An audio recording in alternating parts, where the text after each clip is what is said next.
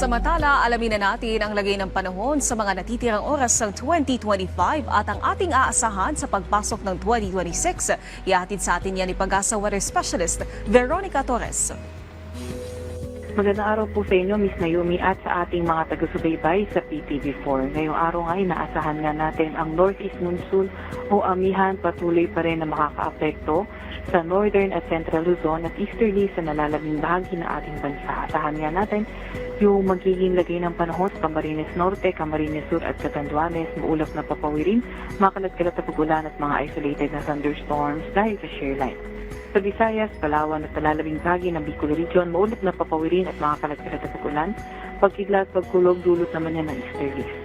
Sa Mindanao at nalalabing bahagi ng Mimaropa, bahagyang maulap hanggang sa maulap na papawirin ang ating naasahan at may mga tsansa ng mga localized thunderstorms. At sa Metro Manila at nalalabing bahagi ng Luzon, bahagyang maulap hanggang sa maulap na papawirin na rin at may mga tsansa ng mga may hinang pag-ulan.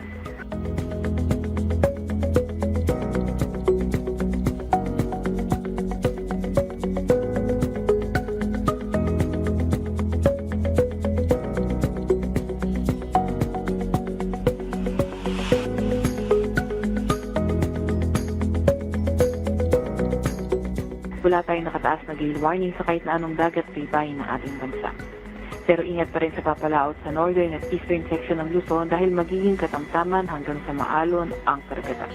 Para naman sa lagay ng ating panahon bukas, nakikita nga din natin na patuloy na magiging maulan sa ilang bahagi ng Bicol Region, kabilang na ang Palawan, at dahil ito sa posibleng epekto ng easterly so hindi kaya ng shear line.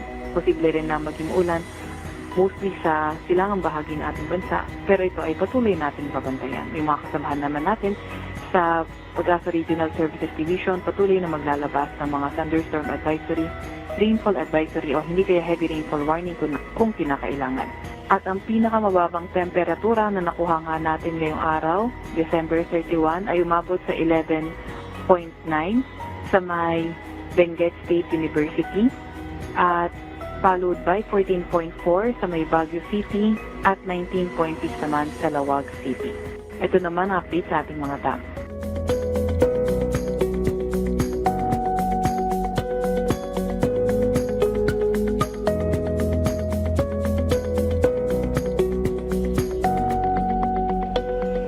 At yan po muna ang pinakahuli sa lagay na ating panahon. Mula sa Weather Forecasting Center ng Pag-asa, Veronica Torres. Maraming salamat Pag-asa Weather Specialist Veronica Torres.